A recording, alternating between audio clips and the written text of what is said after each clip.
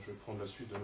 Broussard, qui a fait un exposé de la réforme des rythmes scolaires un petit peu au niveau national.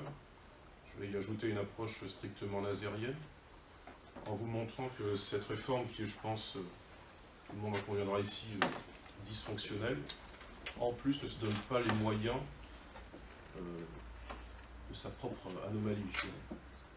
À Saint-Nazaire, l'école est affaiblie par les nouveaux rythmes, comme partout en France, le gouvernement lui impose.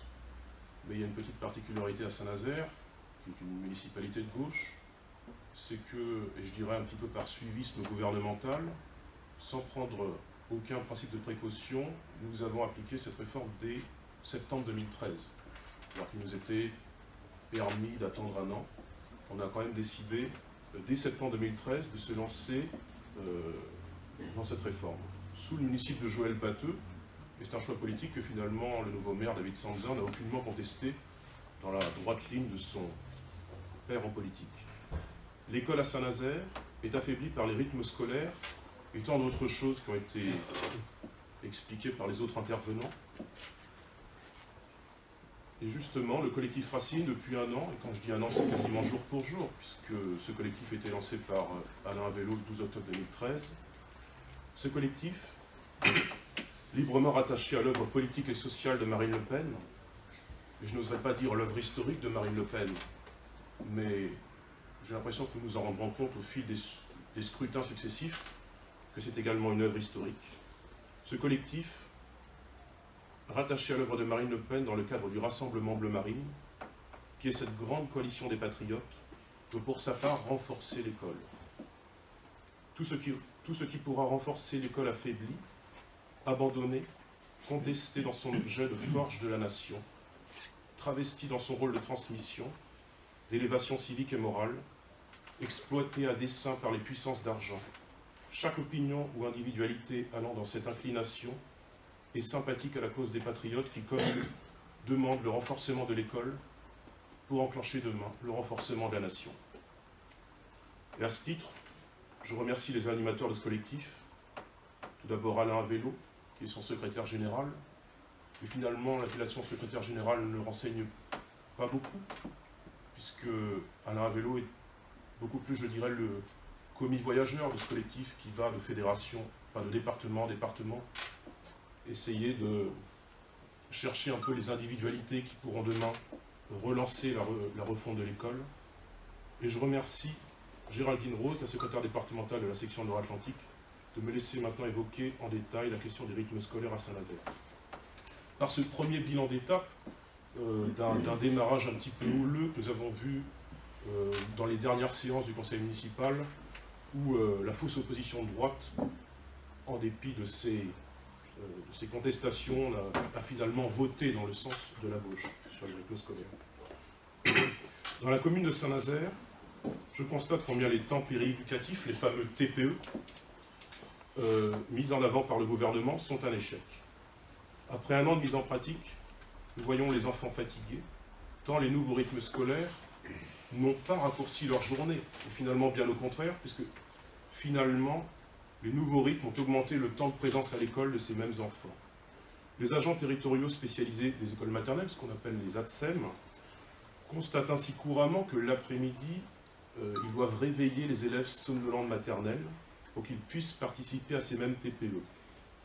Les enfants qui sont transférés au centre de loisirs chaque mercredi midi ne déjeunent généralement pas avant 13 h, et ces mêmes enfants, naturellement, se montrent déçus, très déçus des activités proposées, puisqu'on leur a un petit peu vendu du rêve, et surtout des choses qui n'avaient aucun rapport avec l'instruction au passage.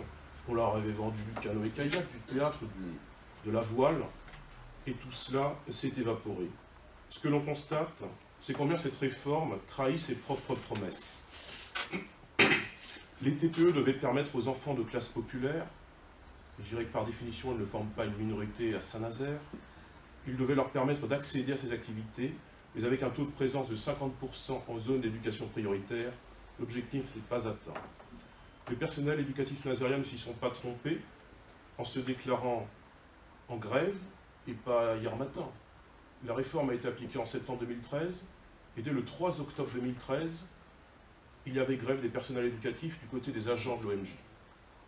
Leurs témoignages au sujet d'enfants devenus indisciplinés en fin d'après-midi, en raison des nouveaux rythmes, dans un certain nombre de sites d'exercice de ces mêmes temps péréducatifs, que ce soit la médiathèque, le conservatoire, les infrastructures sportives, eh bien ces témoignages n'ont pas fait varier d'un pouce autant la municipalité batteuse que M. Sanzin après 6 ans de mandat.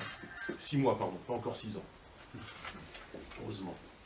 Les démissions d'un certain nombre d'agents vacataires intervenant sur les TPE, les démissions, hein, c'est-à-dire des gens qui disent qu'ils en ont assez. Eh bien, ces démissions n'ont pas davantage fait réagir, pas plus que le déficit d'accueil à la médiathèque en raison de la réquisition, je mets réquisition entre guillemets, d'une partie du personnel de celle-ci pour les TPE.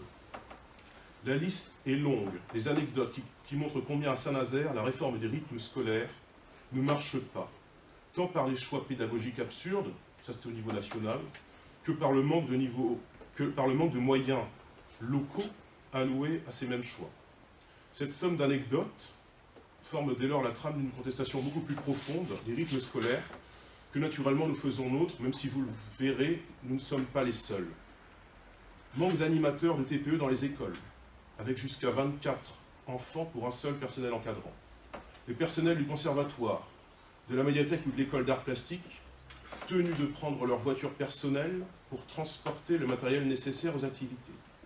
Le manque de locaux adéquats obligeant la réquisition des salles de classe et entraînant des soucis de logistique, naturellement, dans les espaces scolaires nettoyés habituellement 3 jours par semaine, mais désormais utilisés 5 jours. Des activités qui changent toutes les semaines, mais et ce sans ligne directive, etc., etc. Que dire également de cette concurrence entretenue de fait dans la mise en place de ces TPE entre les personnels municipaux et ceux de l'éducation nationale? Alors notre critique se veut d'autant plus ferme que contrairement aux engagements du précédent maire, Joël Batteux, les intervenants municipaux de Saint-Nazaire n'ont reçu aucune formation adaptée. Et 6 mois après le début du municipal de M. Sanzin, rien n'a changé à ce niveau-là. Ce faisant, en ayant été pensé dans la précipitation la plus totale, l'installation des nouveaux rythmes scolaires à Saint-Nazaire a mis en difficulté autant les enfants que les personnels enseignants et municipaux qui sont tenus un petit peu de bricoler comme ça au jour le jour. L'opacité règne, pouvons-nous dire avec 1 an de recul, et c'est la municipalité socialiste de Saint-Nazaire qui suscite cette même opacité lorsque par exemple la direction de l'éducation de la ville de Saint-Nazaire interdit aux responsables des sites où sont mises en place les TPE, leur interdit d'organiser des réunions d'information à l'attention des parents d'élèves. Tout comme il leur interdit de participer au conseil d'école, où ils auraient pourtant une place légitime. Mais ce choix est un marqueur lourd de quelque chose qui est typiquement nazérien, mais qui existe un petit peu à Nantes et dans beaucoup de villes, c'est la quasi-censure de l'opposition et c'est le manque de représentativité. Nous observons au conseil municipal et bien finalement, nous l'observons dans les conseils d'école.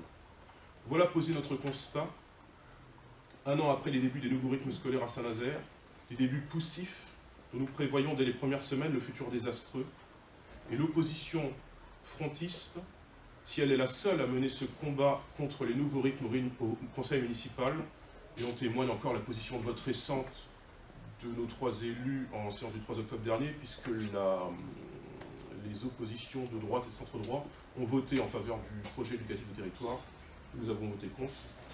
Eh bien cette opposition frontiste, si elle est la seule à mener ce combat au conseil municipal, est en revanche, je pense, pas la seule à Saint-Nazaire. Nous apprécions d'être rejoints sur cette analyse, en dehors des partis politiques, par exemple, par un syndicat comme la CGT, qui dès le 28 octobre 2013, donc 2 mois après le début de la réforme, eh bien, alertait déjà sur la situation dramatique des TPE à Saint-Nazaire. Et cependant, même si nous apprécions la sincérité, l'apparence de sincérité d'un syndicat comme la CGT, nous lui rappelons qu'elle a appelé à voter pour le candidat François Hollande, qui est l'artisan principal de à la fois de cette réforme des rythmes scolaires et globalement de cette destruction de l'école. Inversement, nous sommes restés droits dans nos bottes, avant même la création du collectif Racine, en ne donnant pas l'onction des urnes à ceux qui massacrent l'école au profit de dogmes qui ne profiteraient qu'à la plus petite élite. Jean-Claude Blanchard, qui dirige notre opposition, a, comme je vous le disais, voté le 3 octobre dernier contre cette réforme contre le projet éducatif du territoire. Et en l'écoutant, j'ai apprécié et approuvé le principe intransigeant de défense républicaine de sa prise de parole contre tous les dogmes. Car comme il le rappelait dans son intervention orale au conseil municipal, les projets éducatifs de territoire, les PEDT, créés un peu partout en France, confirment la mise en œuvre d'une éducation non nationale, et dans la mesure où la République française ne se conçoit que comme une et indivisible, eh bien, cette éducation se faisant n'est plus républicaine. Or, nous ne connaissons pour notre part que la République dans l'unité, à la fois l'unité sociale et territoriale, et non pas dans la concurrence et la spécialisation de ces territoires entre d'une part les perdants et les gagnants de la mondialisation. Je vous laisse deviner si on va dans ce sens, si Saint-Nazaire sera perdante ou gagnante. Et bien ce jour-là, le 3 octobre, je pense que nos élus, en votant contre cette délibération, ont donc voté pour la France.